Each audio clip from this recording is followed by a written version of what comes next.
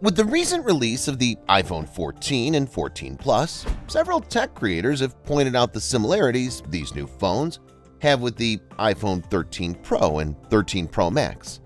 And comparing the spec sheets side by side is like playing a game of Where's Waldo. But that's what we did, and what we found is actually very interesting.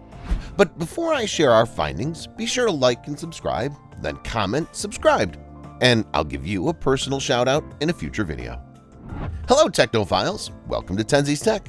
I'm Scott Leffler, and this is our list of the 10 things you need to know about the iPhone 14 and 14 Plus. Number 10. Design. When it comes to size, you may look at the iPhone 14 and 14 Plus and think that they're the exact same size as the iPhone 13 Pro models. Well, you'd be wrong. The new iPhone 14 and 14 Plus are each 100 microns thicker, or about the thickness of 2 hairs. Yeah, they're basically the exact same size.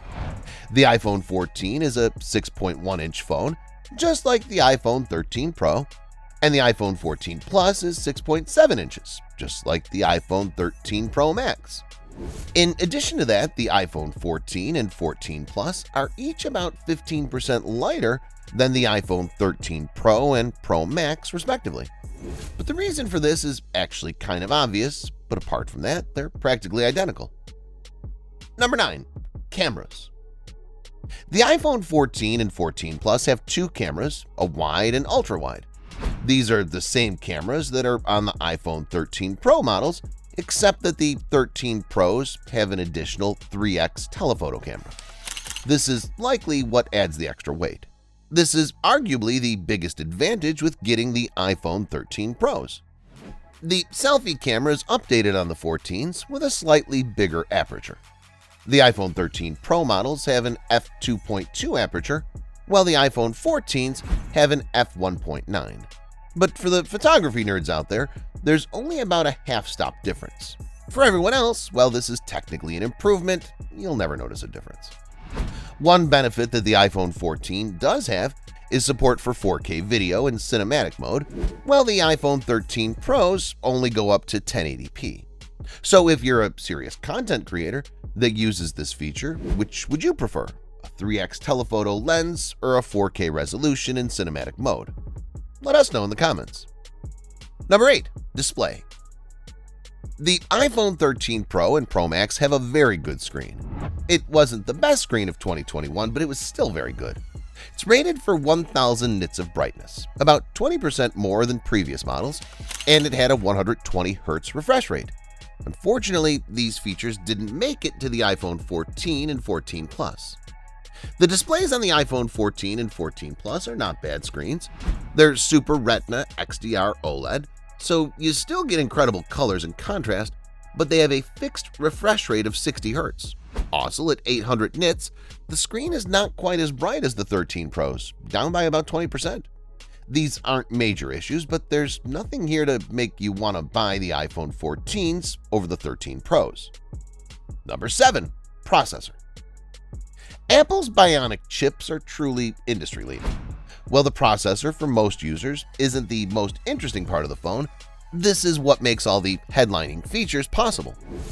The iPhone 13 lineup featured the A15 Bionic chip, which is a true powerhouse. It performed better than the leading Snapdragon 8 Gen 1 chip that found its way into Android flagships, including Samsung S22. Each new iPhone comes with a new upgraded chip, so the hardcore technophiles were very excited to benchmark the new A16 Bionic chip. However, with a chip as good as the A15 Bionic, I guess Apple didn't see much need for an upgrade, so they put the same chip in the iPhone 14 and 14 Plus. They did make an A16 Bionic chip, but that's only shipping in the iPhone 14 Pro and Pro Max. Again, Apple's given no reason to go with the iPhone 14s instead of the 13 Pros, because the performance will be the same. Number 6. Memory. The iPhone 14 and 14 Plus come with 3 options for hard drive space: 128 gigs, 256 gigs, and 568 gigs. Each of these levels have 6 gigs of RAM. The iPhone 13 Pros, however, have the same configurations plus a fourth 1TB option, though this still only has 6 gigs of RAM. This one's pretty straightforward. If you don't need the 1TB of storage, then the 568 gig option in either the 13 Pros or the 14s will do just fine. Number 5. Battery life and charging. One area where iPhone Pro models really stand out is their amazing battery life. The iPhone 13 Pro Max especially was an absolute beast when it came to battery life. When doing drain test comparisons with other phones, the iPhone 13 Pro Max would have 20 to 25% battery life left after all the other phones had died. But when it comes to the iPhone 14 and 14 Plus, you can expect to have similar battery life. The battery is about 6% smaller in the case of the iPhone 14 and less than 1% in the case of the 14 Plus.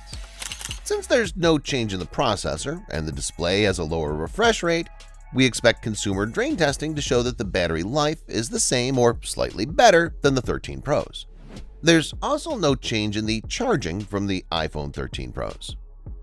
Number 4. Connectivity. Connectivity is typically one of the least interesting parts of a phone. However, Apple has a new connectivity feature that's really unique. The iPhone 14 and 14 Plus are able to connect to a satellite to send emergency messages when cell service is not available. It's a very niche feature that will be a must-have for some users and next to useless for others. Also, how well this feature works is yet to be tested by consumers. This is a new feature that's not on the iPhone 13 Pros. Another small connectivity difference is the Bluetooth. The iPhone 13 Pros only have Bluetooth 5.0, which actually really surprised us. The greater location accuracy of Bluetooth 5.1 would be a huge benefit for Apple AirTags, and the hi-fi sound that 5.2 provides would be a huge benefit for AirPod users. Fortunately, Apple did give an update to Bluetooth 5.3 with the iPhone 14s. So between these two features, this is the first real benefit of getting an iPhone 14 over the 13 Pro. However, it should be pointed out that the satellite SOS feature only works in the US and Canada at this time. International phones, except from China, will still have the feature, but it'll only work when you're in the US or Canada. Number 3. eSIM. Do you remember when Apple took away the headphone jack? Well, they're at it again, and they've taken away the SIM card. While the eSIM is nothing new to an iPhone, the iPhone 14 is the first one to have no physical SIM card. Apple claims that, like the headphone jack, this gives them more space. However, this change is only for US customers. Everyone else will get their iPhone 14 with a nano SIM and an eSIM, and Chinese customers will have no eSIM at all. For most people, the only time you ever think about your SIM card is when switching from your old iPhone to your new iPhone. However, it's the exceptions to the rule that make a big difference. Physical SIM cards offer a lot of convenience in emergency situations where you can easily bring your phone number and data plan to a new device, just like that old iPhone 8 you have sitting in a drawer, just in case. Physical SIM cards are also very convenient when traveling. When you arrive at an airport in another country, you can usually get a prepaid traveler's SIM card so you have data during your visit. There are still many countries that don't have carriers that support eSIMs, especially for short-term data plans. The iPhone 13 Pros, of course, still have the physical SIMs, and we can't see a disadvantage to having it. Number 2. Price. So this is the big question. What's the price difference? The iPhone 14 and 14 Plus start at $800 and $900 respectively. Apple no longer sells their iPhone 13 Pro on their website, at least in the US, but on other websites like Best Buy and Amazon, a new iPhone 13 Pro starts at $900, while the smaller iPhone 13 Pro Max costs $1,000.